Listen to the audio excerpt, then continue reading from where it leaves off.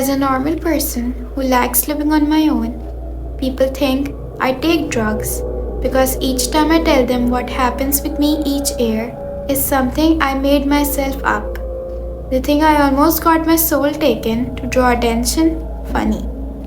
It was the night before Christmas where I was prepping my house with decorations, lightened up my tree, made a cute snowman outside my yard with the remaining one carrot and few tree branches.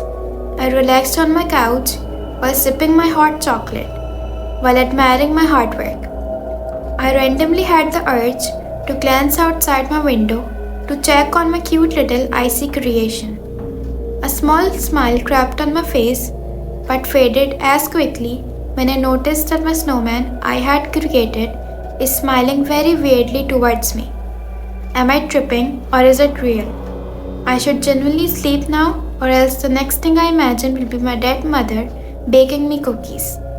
I yawned, collecting my phone and water bottle, and noticed a moving figure on the back of my vision.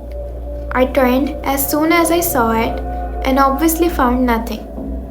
It's not a horror story, so I shouldn't be scared to check outside if there's actually something or not. Or if it's a drunk man probably trying to destroy my Iceman. I put down my things and went outside. As I stepped into the yard, the snow crunched beneath my boots.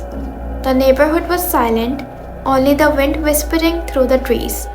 The glow from the streetlights cast long shadows, making the whole scene feel like a horror movie set. I reached the snowman and there it was, that creepy grin. I squinted my eyes, trying to see if someone pranked me. But the street was empty. I shrugged it off, figuring maybe it was just my imagination playing tricks. I was genuinely getting high on hot chocolate because how can I imagine a thing that never happened? Back inside, I cozied up on my couch, sipping my remaining hot chocolate. I obviously wasn't able to sleep, so I turned on some movie on the TV. But my mind kept drifting back to that snowman. I felt uneasy, like the grin was still staring at me even from outside. As the clock ticked away, strange noises echoed through the house, creaks and taps as if someone was tiptoeing around. I told myself it was just the house settling, but I couldn't shake the feeling that something was watching. Then a soft knock on the window made my heart skip a beat. I hesitated, then cautiously looked outside. Nothing, just a cold darkness and the smiling snowman, now illuminated by the moon. The midnight wore on, but sleep eluded me.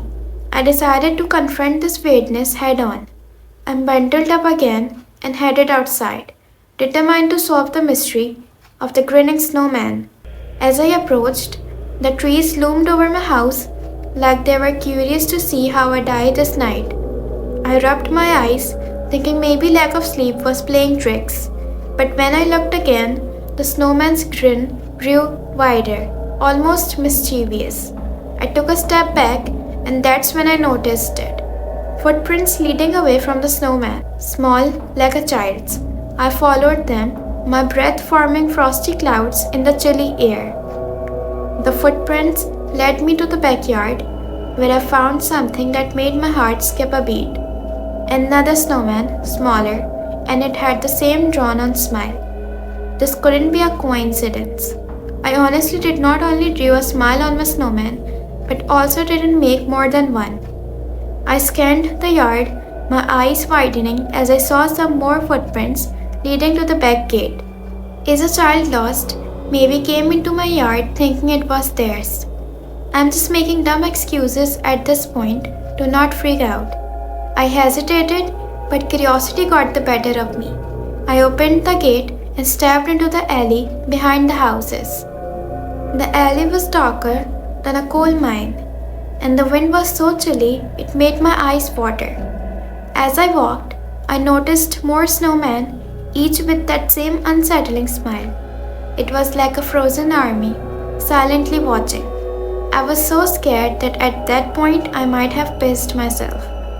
Then at the end of the alley, I saw her, a little girl no older than 6, building a snowman. She turned and her eyes met mine. Her face, it was cold and emotionless like porcelain, but her lips curved into a chilling grin that mirrored the ones on the snowman. I stammered, asking her what she was doing. She didn't respond, just continued building the snowman with an eerie focus. The air grew colder, and the wind had its motive to freeze me to death as soon as possible. I took a step back, my heart pounding. The little girl's grin widened, and she gestured toward the snowman as if inviting me to join her icy parade. I couldn't move. Fear gripped me as I realized the snowmen weren't just snow, they were something else, something unnatural. In that frozen moment, the little girl's laughter echoed, and the snowman seemed to sway with an otherworldly rhythm. I turned and fled, the laughter chasing me through the alley.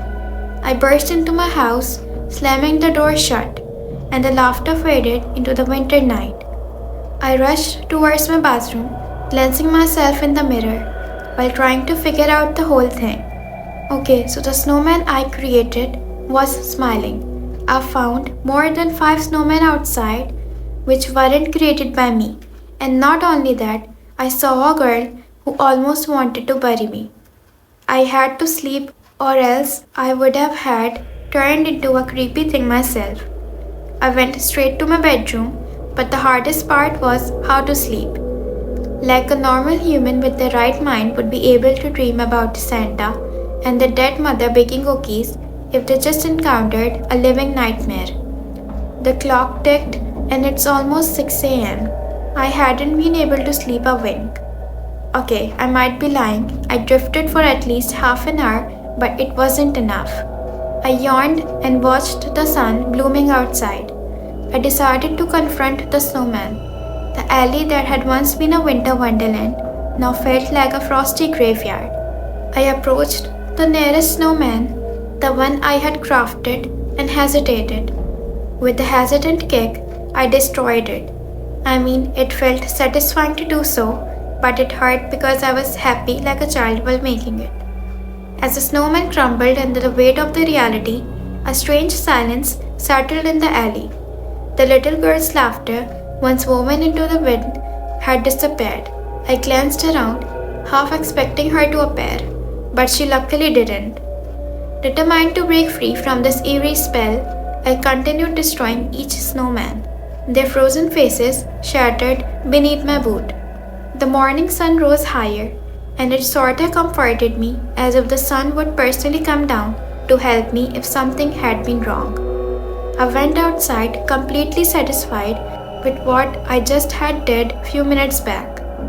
But as the days passed, I couldn't shake the feeling that the girl's only motive was to make the snowman army kill me.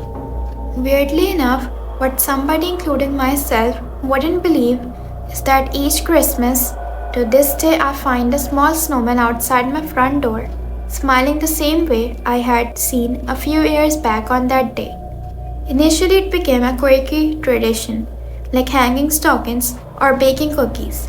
I never saw the little girl again, and the alley remained an ordinary passage between houses.